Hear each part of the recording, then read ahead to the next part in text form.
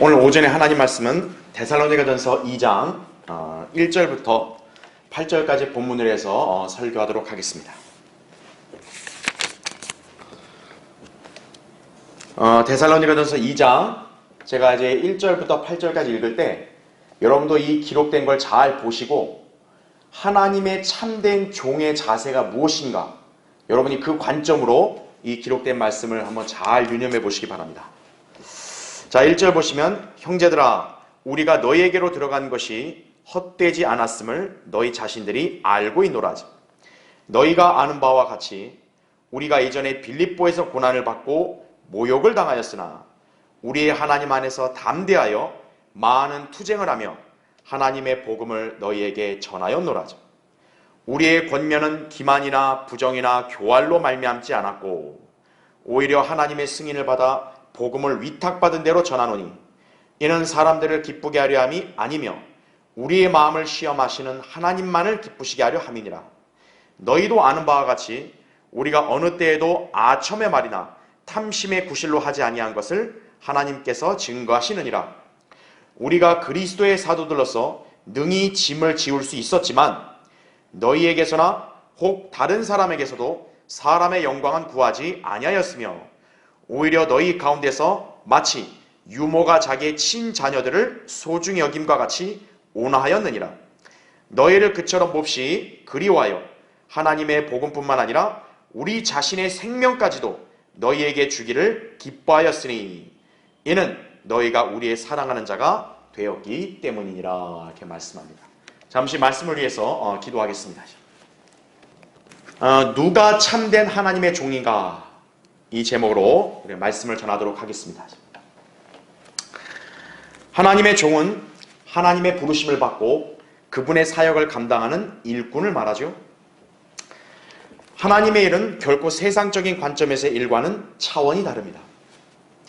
세상 직업은 본인의 노력이나 연줄에 따라 얼마든지 가질 수 있지만 하나님의 사역은 무엇보다 부르심의 증거가 있어야 합니다. 일을 시키시는 분은 하나님이시죠. 그리고 그분의 일은 영적인 일이기 때문입니다. 고린도전서 2장 14절에 그렇게 말씀하죠. 따라서 누군가 자신을 사역자라고 칭한다면 반드시 부르심을 받은 증거를 지니고 있어야 합니다. 그런데 매 시대마다 하나님의 부르심을 받은 적도 없는 자들이 하나님의 종인 양 행세하는 일들이 비일비재했습니다. 여기에 이제 분별력이 없는 사람들은 그런 자들의 기만에 속절없이 당하고 말았습니다. 어떤 이가 스스로를 목사나 선교사라고 하면 영적으로 마치 대단하다는 느낌 때문에 많은 이들이 압도를 당하죠. 그리고 이성적으로 판별할 수 없기 때문에 어쩔 수 없이 그런 자들의 말을 신뢰할 수밖에 없었던 것입니다.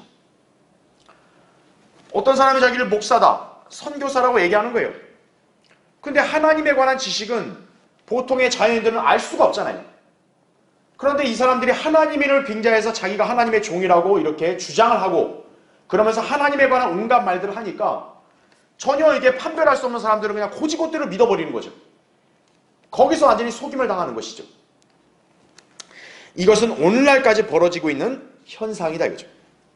이에 성경은 그런 자들을 향해 주의하라고 경고하고 있습니다. 마태복음 7장 15절에 거짓 선지자들을 조심하라. 그들은 양의 옷을 입고 너희에게 나오나 속은 약탈하는 이리들이라. 이렇게 말씀하고 있습니다.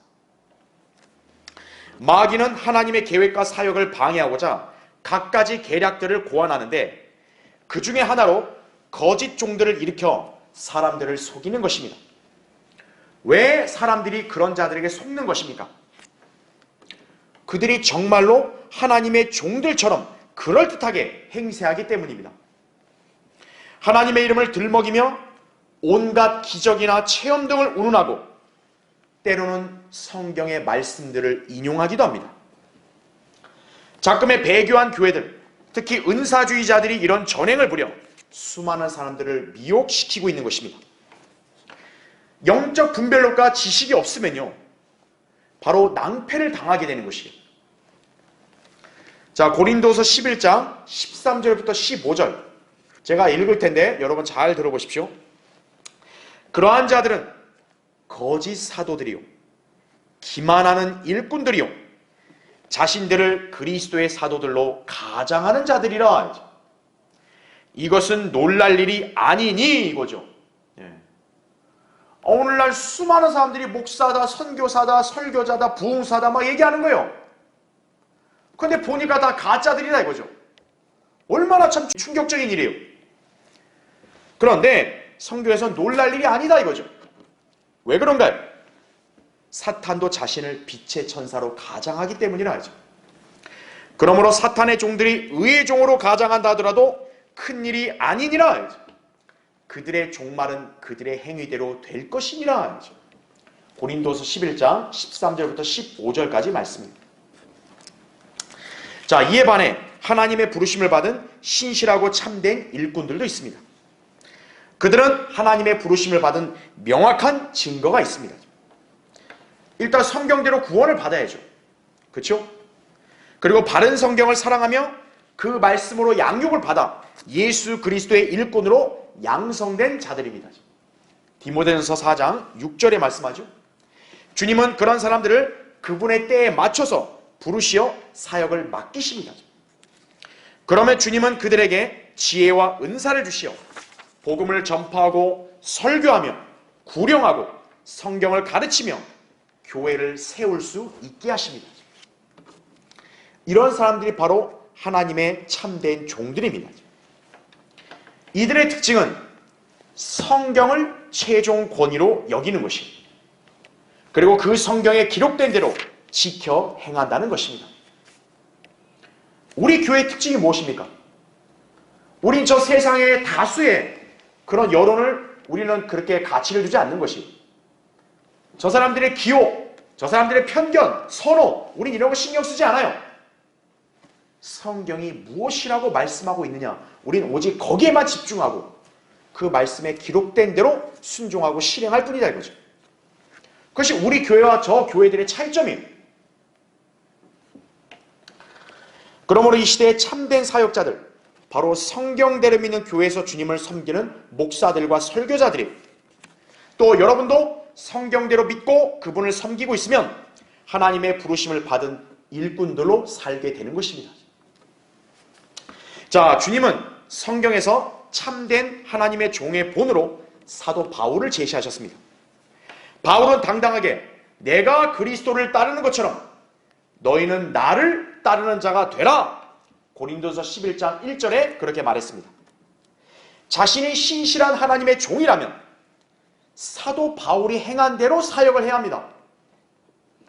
자신이 하나님을 온전히 믿고 섬기는 그리스도인이라면 사도 바울이 전한 말씀대로 믿고 행해야 되는 것이죠.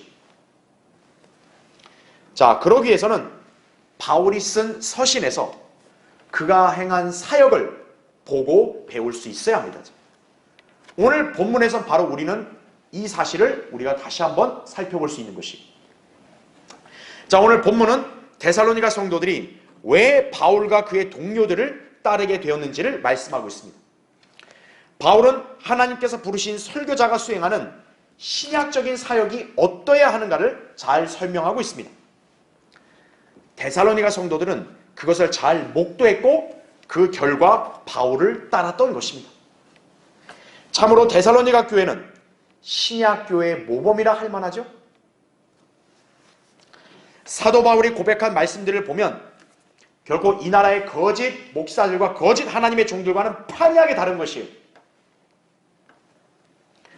우리가 그런 자들을 분별하여 바른 하나님의 말씀과 교회를 알고 참된 일꾼들을 따르고 있는 것은 실로 하나님의 놀라운 은혜임을 알아야 합니다. 이것을 안다면 우리는 사도 바울의 본을 따라 주님을 성경대로 믿고 섬기는 삶을 살아야 하는 것입니다. 그래서 오늘 설교의 주제는 성경대로 믿고 섬기려면 바울이 제시한 본을 따르라 이거예요. 오늘 그것이 주제예요. 자, 한번 구체적으로 살펴보겠습니다. 첫 번째로 고난 가운데서도 담대하게 하나님의 복음을 전파해야 합니다. 여러분 거기 2장 1절부터 2절을 보시면요, 형제들아 우리가 너희에게로 들어간 것이 헛되지 않았음을 너희 자신들이 알고 있노라. 너희가 아는 바와 같이 우리가 이전에 빌립보에서 고난을 받고 모욕을 당하였으나 우리의 하나님 안에서 담대하여 많은 투쟁을 하며 하나님의 복음을 너희에게 전하였노라. 이렇게 기록되어 있죠. 자, 복음은 기쁜 소식임에도 불구하고 사람들은 복음을 그다지 반기지 않습니다. 악한 세상을 관장하는 마귀가 복음의 능력을 알기 때문에 세상으로 하여금 복음을 받아들이지 못하도록 방해하고 있기 때문입니다. 고린도서 4장 3절 4절에 나오죠. 그래서 마귀는 과학, 철학, 교육, 종교 등으로 순수한 하나님의 복음을 마치 유치하고 어리석으며 심지어는 듣기 싫은 허접한 종교의 교리로 치부하게 만들어서 많은 사람들의 관심을 차단시키고 있는 것입니다. 우리가 거리에 나가서 복음을 전할 때든 또 아는 사람들에게 개별적으로 복음을 전할 때든 수많은 사람들이 복음을 어리석고 유치한 것으로 여긴다고요. 너 그런 걸 믿냐 이거예요. 그 듣기 싫다 그만하라 이거죠. 왜 그런 말 같지 않은 소리 하냐 이거죠. 저 사람들 왜 저러냐 이렇게 거부하고 가는 거예요. 누가 그렇게 하는 겁니까? 마귀가 그렇게 하는 것이에요. 오히려 복음 전하는 사람을 갖다가 미워하고 심지어는 방해하고 박해하기도 하는 거예요. 그만하라고. 복음을 전하는 하나님의 종들은 세상으로부터 환대나 인정을커녕 그래서 반대나 저항, 심지어는 박해 등을 받을 각오를 해야 하는 것입니다. 자, 그렇다면 하나님의 말씀을 전하는 설교자나 그리스도인의 자세는 어떠해야 합니까? 보통 대부분의 설교자들이나 목사들은 사람들의 비위를 상하게 하지 않도록 조심스럽게 설교 아닌 설교 혹은 거짓 교리를 가르치는 것입니다. 속된 말로 만담이 나고 있는 것이에요. 강단에서. 그들의 주된 특징은 성경에 기록된 부정적인 진리들을 가급적이면 기피하고 회중들의 기분과 마음을 북돋워 줄 수 있는 긍정적인 발언들을 말씀과 섞어서 전파하는 것입니다. 디모데후서 4장 3절에 보면 가려운 길을 즐겁게 해주는 선생들이란 말이 나오죠. 오늘날 대다수의 교회들의 목사들이 그렇다 이거죠. 그들은 하나님의 심판이나 멸망을 두려워하지 않아요. 세상 사람들로부터 비난과 조롱을 받아 자기 체면이 손상되는 것을 가장 무서워하는 자들이에요. 그들은 지옥이라든지 하나님의 징계 그런 거는 안중이 없어요. 사람들이 자기에 대해서 뭐라고 얘기하는 거, 그렇죠? 그런 걸 두려워한다 이거죠. 자기는 명색이 목사인데 나에 대해서 뭘 얘기한다 이거죠. 그런 걸 제일 무서워하는 거예요. 심지어는 자기 교회 안에 사람들이 자기 교회를 안 나오는 거, 그걸 제일 무서워한다 이거죠. 바로 이런 사람들은 하나님의 부르심을 받지 않은 자칭 목사들인 것이에요. 그러나 하나님의 사람들은 결코 사람들을 의식하는 게 아니라 하나님의 말씀을 있는 그대로 전파하는 것입니다. 이것이 바로 담대함입니다. 잠언 28장 1절에는 악인들은 쫓는 자가 없어도 도망치나 하지, 의로운 자들은 사자처럼 담대하니라 하지, 이렇게 말씀하고 있는 거죠. 오늘 본문에서 바울이 그의 동역자 실라와 함께 빌립보에서 고난을 받고 모욕을 당한 사건은 사도행전 16장에 기록되어 있습니다. 만일 바울이 배교한 이 교회들의 목사들이나 설교자들처럼 박해와 조롱이 두려워서 복음을 전파하지 않았다든지요, 혹은 듣기 좋은 긍정적인 말들만 설교했다면 그에게 박해나 고난이 있을 리가 없죠. 그러나 바울은 담대하게 하나님 안에서 투쟁하며 복음을 전파했고 고난 가운데서도 용기와 평안을 잃지 않았습니다. 자, 한번 찾아볼게요. 사도행전 16장 보십시오. 거기 껴놓으시고요. 사도행전 16장 22절부터 보면요, 무리가 일제히 그들을 반대하고 일어서니 그 행정관들이 그들의 옷을 찢어 벗기고 때리라고 명령하니라. 이들은 다른 게 아니라 하나님이 그대로 전하라고 하신 그 복음을 그대로 전한 그것 때문에 이렇게 심하게 두드려 맞은 것이, 그리고 감옥에 갇혔다 이거죠. 그게 23절, 24절까지 나온 말씀이죠. 그런데 바울과 동역자들의 반응이 어땠는가? 25절 보십시오. 한밤중에 바울과 실라가 기도하고 하나님께 찬송을 부르니 죄수들이 듣더라 이거죠. 그때 갑자기 큰 지진이 나더니 감옥의 기반이 흔들리고 모든 문이 즉시 열리며 각 사람에게 채워졌던 사슬이 풀려지니라죠. 간수가 잠에서 깨어나 감옥의 문들이 열린 것을 보고 죄수들이 도망한 줄로 짐작하고 칼을 뽑아 자살하려고 하자 바울이 큰 소리로 외쳐 말하기를 내 몸을 해치지 말라. 우리가 다 여기 있노라고 하니 그가 등불을 요청한 후 달려들어와 떨며 바울과 실라 앞에 엎드리더라죠. 그리하여 그들을 데리고 나와서 말하기를 선생님들이여 내가 구원을 받으려면 어떻게 하나이까? 라고 하니 이거죠. 모든 사람들에게서 인생의 가장 중요한 질문이죠. 내가 구원을 받으려면 어떻게 해야 하나이까? 근데 그 답은 아주 간단 명료하다 이거죠. 31절 이렇게 나오죠. 그들이 말하기를 주 예수 그리스도를 믿으라. 그리하면 너와 내 집안이 구원을 받으리라고 하니라 이거죠. 다른 잡다한 말 필요 없어요. 하나죠. 주 예수 그리스도를 믿으라 이거죠. 그리하면 너와 내 집안이 구원을 받으리라 이거죠. 32절에 그리고 그들이 주의 말씀을 그와 그의 집안에 있는 모든 사람에게 전하니라 이렇게 말씀하고 있는 거죠. 바로 바울과 동역자들은 이렇게 담대하게 투쟁하면서 하나님의 복음을 전했다 이거죠. 자, 또한 예수님의 사도들은 어땠습니까? 그들 역시도 유대인들의 공회에서 온갖 박해와 위협을 받았지만 그들은 담대하게 하나님의 말씀을 전파하여 그들을 놀라게 했습니다. 사도행전 4장 13절에 이렇게 기록되어 있죠. 그때 그들이 베드로와 요한이 담대하게 말하는 것을 보자 배우지 못한 무식한 사람들로 알았다가 놀라며 그들이 예수와 함께 있었다는 사실을 깨닫더라 이거죠. 여러분, 어부들은 원래 교육을 많이 받지 못한 사람들 아니에요. 그러니까 그 당시에 사회 여론은 어부들은 무식한 사람들이거든요. 그런데 담대하게 하나님 말씀을 전했다 이거죠. 바로 이게 뭐냐면 인간의 지혜와 이성을 한 것이 아니다 이거죠. 하나님께서 그들 안에 역사하시니까 하나님이 넣어주신 말씀을 그대로 전하는 거죠. 자, 그러자 종교 지도자들은 그들에게 예수의 이름으로 말하지 못하도록 재차 위협을 했지만 사도들은 하나님 앞에서 너희에게 경청하는 것이 하나님께 경청하는 것보다 더 옳은 일인지 판단하라. 우리는 보고 들은 일들을 말하지 아니할 수 없노라. 사도행전 4장 19절 20절에 이렇게 고백했던 것입니다. 이것이 바로 참된 하나님의 일꾼들의 자세입니다. 신실한 하나님의 종들은 바로 이런 담대함으로 하나님의 말씀을 고난과 박해 속에서도 전파하는 것입니다. 자, 바울이 복음으로 인하여 감옥에 갇혔을 때 형제들에게 자신을 위해서 기도해달라고 요청을 했죠. 그것은 그가 감옥에서 좀 풀려나게 해달라 그 요청이 아니에요. 그곳에서도 담대하게 복음을 전파할 수 있도록 기도해 달라는 것이었습니다. 에베소서 6장 18절부터 20절에 그렇게 나오죠.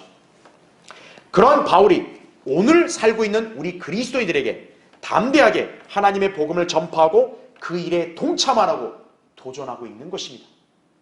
빌립보서 1장 27절에 이렇게 말씀하죠. 오직 너희의 행위가 그리스도의 복음에 합당하게 되라. 이는 내가 가서 보든지 멀리 떨어져 있든지 너희가 한 영 안에 굳게 서서 한 마음으로 복음의 믿음을 위하여 함께 싸우고 있다는 소식을 듣고자 함이라. 이렇게 말씀하고 있죠. 하나님의 종, 목사나 설교자뿐만 아니라 여러분 모두가 바로 한 마음으로 복음의 믿음을 위해서 함께 고군분투해야 것이다 이거죠. 여러분은 세상이 복음의 진리를 거부하며 오히려 조롱하는 사실 때문에 위축되거나 두려워할 필요 없습니다. 진리를 붙드는 우리가 무엇이 두렵고 또 남을 의식할 필요가 뭐가 있어요? 바울처럼 고난 가운데서도 투쟁하며 복음을 담대하게 전하는 일꾼이야말로 참된 하나님의 종이고 그 본을 따르는 것이 그리스도인임을 알아야 합니다. 디모데후서 1장 8절에 그러므로 너는 우리 주의 증거나 그의 죄수된 나를 부끄러워하지 말고 복음을 하나님의 능력에 따라 복음을 위하여 고난의 동참자가 되라. 이렇게 말씀하고 있습니다. 자, 성경대로 믿고 섬기려면 바울의 본을 따르라. 두 번째요, 순수한 동기로 하나님의 말씀을 전파해야 합니다. 자, 여러분 다시 데살로니가전서 2장 3절부터 5절을 보시면요. 우리의 권면은 기만이나 부정이나 교활로 말미암지 않았고 오히려 하나님의 승인을 받아 복음을 위탁받은 대로 전하노니 이는 사람들을 기쁘게 하려 함이 아니며 우리의 마음을 시험하시는 하나님만을 기쁘시게 하려 함이니라. 너희도 아는 바와 같이 우리가 어느 때에도 아첨의 말이나 탐심의 구실로 하지 아니한 것을 하나님께서 증거하시느니라. 이렇게 기록되어 있죠. 참된 사역자들이나 또는 거짓 사역자들 모두 설교한다고 하며 하나님의 복음을 전파한다고 주장합니다. 그러나 그들을 구별하는 방법은 그들의 설교 방식, 메시지의 내용 또는 의도 등을 비교해보면 알 수 있습니다. 참된 종들은 하나님의 말씀을 위탁받은 대로 그대로 전하죠. 하지만 거짓 종들은 하나님의 말씀을 불순한 동기로 교묘하게 변질시켜서 사람들을 미혹하는 데 써먹고 있습니다. 이에 바울은 그런 자들의 실상을 드러내면서 그들을 따르지 말라고 경고했다 이거죠. 로마서 16장 18절 이렇게 나오죠. 그러한 자들은 우리 주 예수 그리스도를 섬기는 것이 아니라 자기들의 배를 섬기는 것이 정중한 말과 그럴듯한 언변으로 순진한 사람들의 마음을 미혹하느니라 이렇게 말씀하고 있죠. 예. 아주 말 보세요. 얼마나 부드럽고 얼마나 딱 힘주고 거룩하게 말해요. 그렇죠? 바로 거짓 종들의 특징이 그렇다 이거죠. 바울은 일생을 설교하면서 단 한 번도 기만이나 부정이나 교활을 범한 적도 없고 아첨의 말이나 탐심의 구실로 말씀을 전파한 적이 없습니다. 반면에 거짓 설교자들이나 거짓 목사들은 겉으로는 성경 말씀을 갖고 설교하는 것처럼 행세하지만 그 속내는 바로 기만, 부정, 탐심, 아첨, 교활함으로 가득 차 있습니다. 왜일까요? 회중들에게 요구하고 싶은 게 있거든요. 회중들로부터 뭐를 받아야 되거든요. 그걸 위해서 설교하는 거예요, 사실은. 그들은 이런 흉한 의도를 어떻게든 숨기면서 회중들을 속여 무엇인가를 얻어내고 그들을 옥죄려고 안간힘을 쓰는 것입니다. 은사주의자들의 기복신앙, 교회 직분 남용, 작정원금, 교회 건축, 목사나 교육자 복지 여러 가지를 보장받기 위해서 회중들을 이용하고 있는 것이 다시 말해 그들의 신은 성경의 하나님이 아니라 자기들의 배를 채우기 위한 것이 먹고 살게 하는 거라 이거죠. 이에 바울은 그런 자들을 주시하고 그들에게서 떠나라고 경고한 것입니다. 한번 찾아볼까요? 빌립보서 한번 보십시오. 빌립보서 3장 17절부터 19절 여러분 잘 보십시오. 형제들아 너희는 모두 나를 따르는 자가 되라. 그리고 너희가 우리를 본으로 삼은 것 같이 그렇게 행하는 자들을 주시하라. 내가 자주 너희에게 말하였고 지금도 눈물로 말하지만 많은 사람이 그리스도의 십자가의 원수들로 행하고 있느니라. 그들의 종말은 파멸이며 그들의 하나님은 뭐라 그래요? 자기들의 배요. 그들의 영광은 자기들의 수치 속에 들어있고 그들은 땅의 것들을 생각하느니라. 이렇게 말씀하고 있죠. 자, 지난 2019년 7월 12일 금요일에요. 여러분도 들어서 아는 사람이죠. 성락교회 김기동 원로 목사. 이 사람이 100억 원대 교회 돈을 배임 횡령한 혐의로 1심 공판에서 징역 3년형을 선고받았던 적이 있었습니다. 그래서 이 사람이 항소를 했거든요. 그래서 2년 뒤에 2심에서도 징역 1년 6개월을 선고받았어요. 그리고 대법원까지 항소했죠. 그러니까 시간을 끈 거죠. 그러니까 대법원 재판이 지체되다가 결국 작년에 이 사람 죽었죠. 그렇죠? 자, 당시 언론 보도에 따르면요. 김 목사는 1998년 성락교회 관계자들에게 교회 돈 40억 원을 들여서 본인이 소유한 부산의 한 빌딩을 사게 했다고 합니다. 그러나 이후 소유권 이전 등기를 해주지 않았고요. 목사인 자기 아들에게 증여를 해서 교회에 손해를 끼친 혐의로 2017년에 기소되었던 것입니다. 교회를 이용해서 자기 건물을 팔게 해서 자기가 그 돈을 받아놓고도요. 이전 등기도 안 해준 거예요. 그러니까 돈 떼먹은 거죠. 또한 KBS가 보도한 성낙교회 회계 기록에 따르면 그는 2007년부터 약 10년 동안 받은 목회 활동비로 적금을 모아서 60억 원 가량을 모았어요. 그런데 이 돈 대부분을 자신의 돈인 것처럼 교회에다가 다시 빌려줘 버린 거예요. 그럼 여러분, 돈을 빌려주면 뭐를 받아요? 이자를 받는 거죠. 이자는 연 7.2%를 받아 챙겼다고 합니다. 교회를 상대로 돈놀이를 했던 야바이꾼이었던 거예요. 그런데 더욱 가관인 것은 김 목사의 태도와 설교였습니다. 그는 그동안 설교를 통해 교회 공금을 유용한 사실이 없다고 주장을 했어요. 2017년 3월 26일엔요.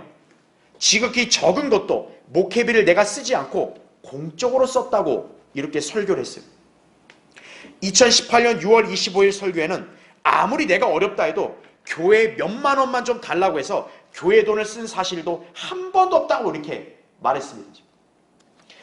그러다가 이제 검찰이 기소를 하자 2019년 1월 1일에는 자기의 주장을 이렇게 바꾸면서 설교한 거예요. 축구 선수 하나에게 연봉이 150억, 아니 1000억 가까이 한다 이거죠. 목사에게 1년 연봉 5억을 주는 것을 크다고 생각하나?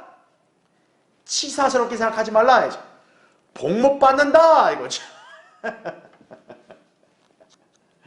아, 축구 선수보다 목사가 더 대단한 사람 아니냐 이거예요. 축구 선수도 몇백억을 받는데 목사가 고작 5억 받았다고 뭐라 그러냐 이거예요. 째째하게 굴지 말라 이거예요.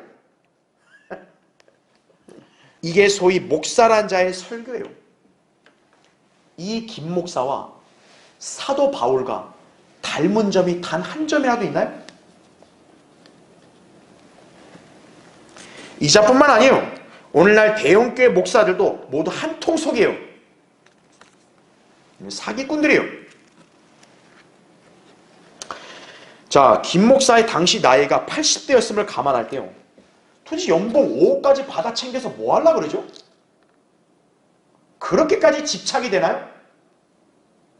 그렇게 돈 받아서 결국 뭐 얼마큼 썼나요? 얼마 있다 결국 죽었잖아요, 결국. 자, 참된 사역자인 바울의 생활 방식은 어땠는가 이거죠. 여러분 한 번 더 찾아볼까요? 디모데전서 보십시오. 디모데전서 6장 7절부터 10절 보겠습니다. 우리가 세상에 아무것도 가지고 온 것이 없으며 아무것도 가지고 갈 수 없는 것이 분명하니 우리에게 먹을 것과 입을 것이 있으면 이것들로 만족할 것이니라 이거죠. 우리가 이 땅에 태어날 때 뭘 가지고 태어났나요? 다 벌거벗은 채로 태어났죠. 죽을 때도 아무것도 없이 그냥 떠나는 거예요.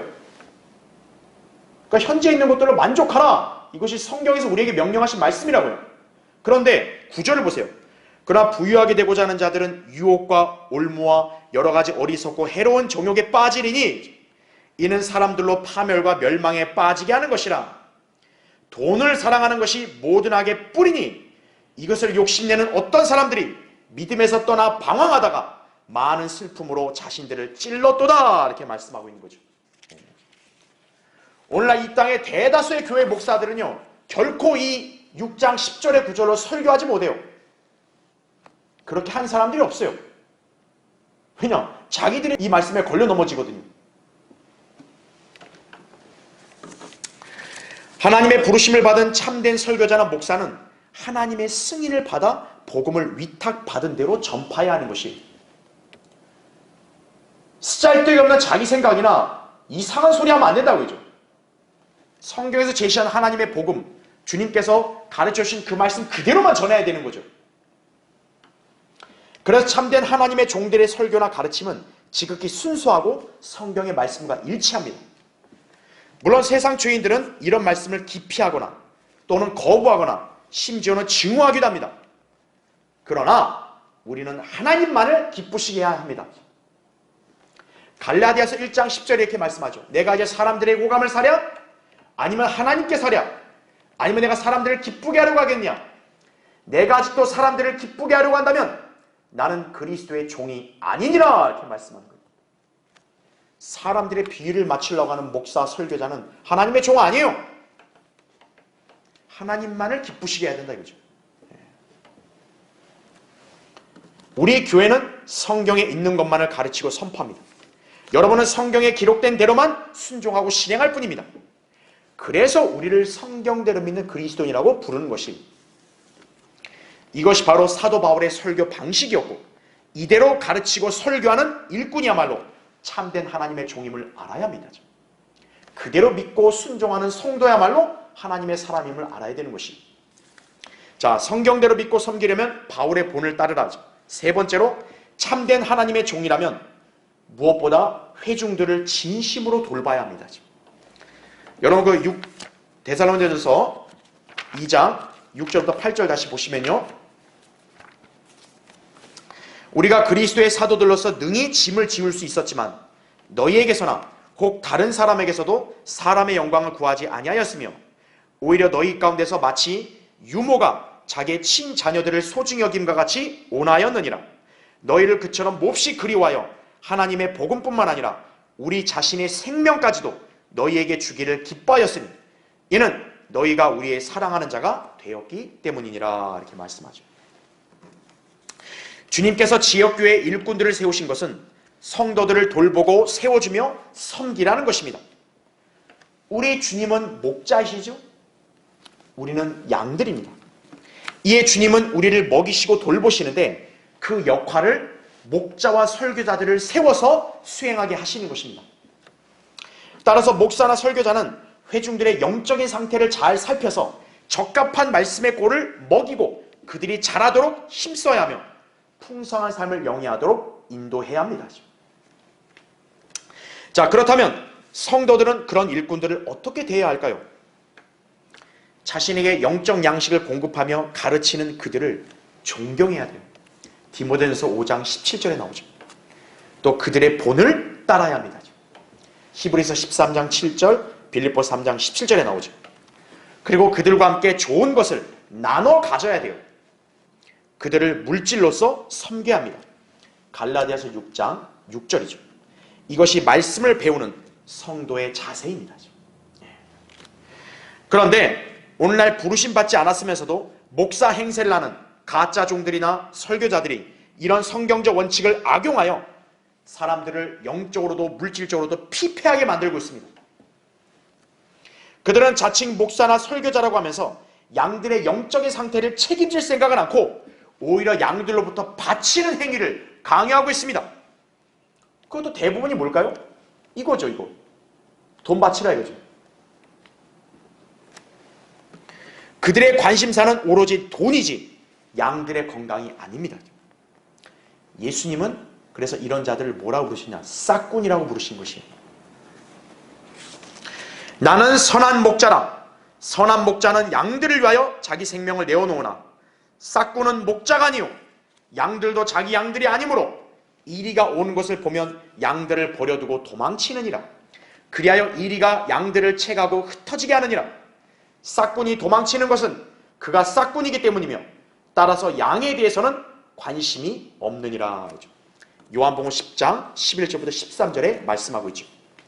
누군가가 스스로를 목사나 설교자나 사역자라고 칭하면서 돈에 혹하는 구석이 보이면요, 그 사람은 싹꾼이지 목자가 아님을 기억해야 합니다. 소위 고용된 목사들, 먹고 살기 위해서 생계 방편으로 목회하고 설교한다는 사람들, 그 사람들의 관심사는 돈이기 때문에 양들이 어떻게 되든 그건 크게 중요하지 않은 거예요. 돈을 잘 낼 수 있냐 없냐, 그거가 그들의 주된 관심사인 거죠. 그 양들을 위해서 자기 생명을 내어놓을 생각 하겠어요? 전혀 없죠. 사도 바울과 그의 동역자들은 당대 최고의 신약교회 영적 지도자들이었습니다. 사도행전 15장 25절 26절에 나오죠. 원래의 성경적인 원칙대로라면 바울이 복음을 전파하여 구령하고 양육한 사람들은 바울을 물질로서 섬겨야 마땅합니다. 바울은 자신이 가르치고 양육한 사람들로부터 존경과 칭찬을 받을 자격이 있습니다. 그럼에도 불구하고 그는 결코 그들에게서 영광은 구하지 아니하였다고 오늘 본문에서 말씀하죠. 또 그들에게 어떤 형태로든 짐이 되지 않으려고 했습니다. 특히 바울은 고린도 교회 사람들에게 사역하면서도요, 전혀 재정적인 지원을 받지 않았습니다.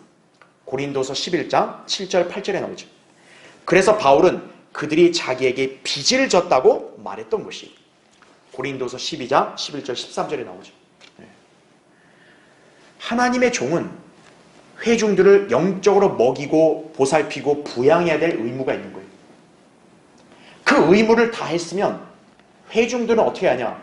그 목자가 그 일에 전념할 수 있도록 물질적으로 지원하고 부양하고 책임져 주는 것이, 한마디로 하나님의 종은 회중들을 영적으로 먹이고 회중들은 하나님의 종을 물질적으로 부족함이 없이 보살펴 주는 것이, 그게 성경에서 정한 원칙이에요. 그런데 바울은 고린도 교회 성도들로부터 그것을 받을 권리가 있었는데 그걸 안 받았다 이거죠.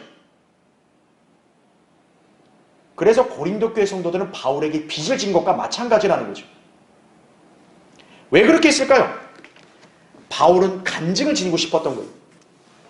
어느 누구든 바울이 하나님의 종이라는 것을 의심을 갖지 않게 하기 위해서 바울은 그렇게 한 것이, 자기가 천박을 쳐가면서 복음을 전하잖아요.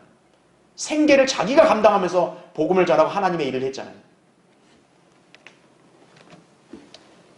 그것은 그만큼 자신이 가르치고 양육한 성도들에게 어떻게든 짐을 지우지 않게 하려고 그렇게 했던 것이라 그죠. 그들을 사랑하는 증거죠. 하나님의 종은 회중들을 절대 부담을 주지 않죠. 회중들을 보살피고 사랑하니까요. 그렇죠. 자, 바울에게 있어 데살로니가 성도들도 마찬가지였습니다. 성경에는 복음을 전파하여 상대방이 구원받으면 그 사람은 복음 전파자의 영적 아들이고 복음 전파자는 영적 아버지라고 말씀합니다. 그래서 바울은 이는 너희가 그리스도 안에서 1만 명의 스승을 가졌을지라도 아비들은 많지 아니하니 그리스도 예수 안에서 복음을 통하여 내가 너희를 낳았음이라. 고린도서 4장 15절에 그렇게 말했던 것입니다. 디모데는 바울의 영적인 아들이었죠. 디모데전서 1장 2절. 이처럼 여러분도 누군가에게 복음을 전파하여 그 혼을 구령하면 여러분이 그 사람의 영적 아버지인 것입니다. 네. 자, 우리가 복음을 전파하여 구령하면 구원받은 사람은 영적으로 갓 태어난 것입니다. 그러면 갓난 아이로서 보살핌과 양육이 필요하듯이 바울은 자기가 낳은 영적인 자녀들을 마치 유모가 자기의 친자녀들을 소중히 여김과 같이 보살핀 것입니다. 그래서 영적인 갓난아이에게 순수한 말씀의 젖을 먹여 자라게 하는 거죠. 베드로전서 2장 2절에. 그럼 마귀의 공격과 시험으로부터 보호받도록 지켜주거나 기도해주거나 올바로 이끄는 것입니다. 하나님의 종이 우선적으로 해야 될 일이고, 또 여러분이 누군가에게 복음을 전해서 그들을 주님께로 이겨오고 진리로 인도했다면 여러분도 그렇게 할 의무가 있는 것이에요. 이것은 자신의 이익이나 안위보다 훨씬 중요한 것입니다. 이를 수행하는 것이 바울의 본을 따르는 참된 하나님의 종인 것입니다. 자, 거짓 종들은 먹고 살기 위해서 마치 제단의 뿔을 잡고 있는 것과 같습니다.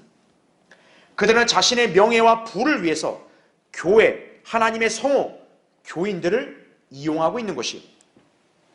그래서 우리는 성경에서 제시한 참된 목자에 관해서 잘 알아야 합니다. 베드로전서 5장 2절부터 4절에 이렇게 나옵니다. 여러분 잘 들어보십시오. 너희 가운데 있는 하나님의 양무리를 치고 돌보되 마지못하여 하지 말고 자원함으로 하며 더러운 이익을 위하여 하지 말고 준비된 마음으로 하며 하나님께서 맡겨주신 자들을 지배하려 하지 말고 오직 양무리의 본이 되라. 그리하면 목자장이 나타나실 때 너희가 시들지 않는 영광의 면류관을 받으리라. 베드로전서 5장 2절부터 4절에 말씀하고 있는 거죠. 이것이 바로 참된 하나님의 종, 목자의 자격 요건인 것이에요. 이 땅에 썩어 없어질 더러운 이익을 위해서 그렇게 자기 생계를 위해서 일하는 것, 그건 목사 아닙니다. 그건 하나님의 종 아니에요. 참된 하나님의 종은 이 땅에서의 삶, 그걸 바라보는 게 아니라 저 하늘에서 앞으로 주님 앞에 섰을 때 칭찬과 상을 받을 것, 그거를 바라보는 것이 하나님의 종이에요. 특히 목자는 나중에 주님께로부터 받을 영광의 면류관, 그것을 위해서 이 땅에서는 고난과 역경을 감당하고 하나님의 사역을 신실하게 수행하는 것이다 이거죠. 자기 배를 채우기 위한 거 아니에요. 이 나라 목사들 중에 영광의 멸관을 받을 목사들 없습니다. 또 그걸 바라보는 사람도 없어요, 사실. 신약에서 탐심은 우상 숭배라고 골로새 3장 5절에 말씀하고 있죠. 그런데 그리스도인들, 나아가 하나님의 부르심을 받은 사역자라는 자들이 탐욕으로 돈을 더 사랑하며 회중들의 영적인 삶을 등한시한다면 그가 어떻게 참된 하나님의 종이겠습니까? 그들이 하물며 이들로부터 자기 양들을 지키고 생명을 내어놓을 수 있을까요? 바울은 자신이 가르친 성도들을 위해 친자녀처럼 돌보며 그들을 위해 생명까지도 내어놓기를 기뻐한다고 했습니다. 참된 하나님의 종은 성도들을 위해서 자기 생명을 내놓을 수 있다고요. 그만큼 사랑하고 또 그들을 잘 양육해야 하는 것이 하나님의 종의 사명이라 이거죠. 이런 하나님의 종과 함께 믿음 생활하고 있다면 여러분도 그 본을 따라 늘 사람의 혼을 연민하고 서로의 영적 삶에 유익을 끼치고 사랑하고 세워주는 그런 성도들이 되어야 할 것입니다. 자, 결론을 맺겠습니다. 여러분은 극동방송에 대해서 잘 아실 겁니다. 교인들은 물론이고 세상 사람들까지도 극동방송이 복음과 진리를 전파하는 소위 기독교 방송이라고 알고 있죠. 그러나 극동방송은 결코 복음 전파 사역을 수행하지 않습니다. 그 방송 사역은 사도 바울과 어떤 형태로도 닮은 점이 없기 때문에 그래요. 제가 괜히 그러는 게 아닙니다. 이소호 목사님이 생전에 이 극동방송과 관련된 일화를 이렇게 서술하신 적이 있어요. 저는 여러분에게 그 간증을 잠시 소개하려고 합니다. 우리 지금 고촌의 성경침례교회가 이전에 방화동에 1997년에 이사를 왔었죠. 그래서 크리스마스를 앞둔 어느 주일날 아침에 극동방송의 직원들이 교회에 방문을 해서 예배 실황을 녹음하고 방송하겠다고 그렇게 제안을 했습니다. 그러나 당시 목사님은 자신의 설교가 한국 교계의 다른 교회들의 설교와 달라서 방송할 수 없을 것이라고 이렇게 말해줬어요. 그리고 이 설교가 나가면 극동방송으로 항의 전화가 빗발칠 것이라고도 미리 언질을 해줬습니다. 그럼에도 그들은 끝까지 녹음을 하겠다고 하면서 목사님에게 염려하지 말라고 그렇게 말하고 녹음을 마쳤습니다. 자, 그러면서 어느 날 극동방송 과장이 또 교회를 찾아왔어요. 그래서 목사님은 다시 그에게 방송국의 호의는 고맙지만 자기 설교를 극동방송이 방송한다는 것은 어려울 것이라고 다시 한번 말해주고 만류를 하려고 했어요. 그런데 그가 책임지고 방송하겠다며 언젠가 이제 이소호 목사님이 또 옛날에 그 직원들에게 한번 설교하셨던 적이 있었던 것 같아요. 그때 설교 듣고 큰 감명을 받았노라고 그렇게 말했다고 합니다. 자, 그래서 시간이 흘렀죠. 그런데 여러 날이 지났는데도 방송이 나갔다는 연락이 없어요. 자, 그러더니 전화가 왔는데요. 뭐라고 얘기했는지 아십니까? 설교가 너무 강해서 내보내기가 어려우니까 좀 약한 걸 보내달라는 거예요. 목사님은 그들이 그럴 줄 알았다고 짐작하셨다고 그래요. 그들의 사역의 기반이 예수 그리스도가 아닌 바야 세상을 향해서 무엇을 할 수 있겠어요? 그 방송이 예수 그리스도를 위한 방송이 아닌데 그들이 예수 그리스도를 위해서 무슨 일을 할 수 있단 말인가 이거죠. 자, 근데 이제 당시에 그 서울교회 직원 중에 한 사람이 극동방송의 한 국장과 함께 전에 같은 교회를 다녔던 관계가 있었던 것 같아요. 그래서 좀 약하다는 다른 테이프를 골라서 그 사람에게 전했던 것 같다고 그렇게 말했습니다. 자, 그 후에 또 어떤 일이 있었냐. 극동방송에서는 그 약하다는 설교도 내보내기가 어렵다는 거예요. 더 약한 걸 달라는 거죠. 그래서 목사님은 웃으면서 처음에 내가 뭐라고 말했는가 그렇게 하셨다고 합니다. 이것이 바로 극동방송은 복음 전파 사역과 무관하다는 증거예요. 목사님의 설교가 성경적으로 합당하면 그 설교가 강하든 약하든 게 무슨 상관이에요. 성경에 있는 말씀 그대로 전하면 되는 거죠. 하지만 그들은 성경 말씀이 아닌 청취자들의 비위와 기분을 맞추는 데 급급한 자들이에요. 그래서 그들의 사역은 사도 바울과는 완전 무관한 거짓 사역인 것입니다. 이것 때문에 그런 거 아니에요. 또 목사님이 한 일화를 또 얘기해 줬는데요. 어느 날 이제 차 운전하고 가다가 라디오 그 채널을 이렇게 돌리다가 우연히 극동방송 채널이 잡힌 거예요. 근데 그 방송에서 한 여자 아나운서와 목사의 그런 대담이 이렇게 방송이 됐는데 그 여자 아나운서가 이렇게 물었다는 거죠. 목사님, 방언을 왜 해야 됩니까? 근데 그 목사가 뭐라고 대답한 줄 아십니까? 교회 안에 어떤 여신도가 예를 들어 간음을 저질렀다 이거예요. 근데 그거를 하나님 앞에 와서 회개 기도해야 되는데 우리말로 하면 사람들이 듣게 되고 또 부끄러울 거 아니냐 이거죠. 그래서 방언으로 기도하는 거라고. 그 목사님이 그때 즉시 그냥 꺼버렸다 그러죠. 그 여자 아나운서는 그렇습니까? 그게 뭐 하는 소리죠 그게? 그래서 극동방송은 하나님의 사역과 무관한 바로 거짓 사역이라고 제가 담대하게 말하는 것이에요. 비단 이 방송만 아니에요. CBS 기독방송이든 대형교회들이든 신학대학들이든 간에 그들 모두 참된 사역들이 아닙니다.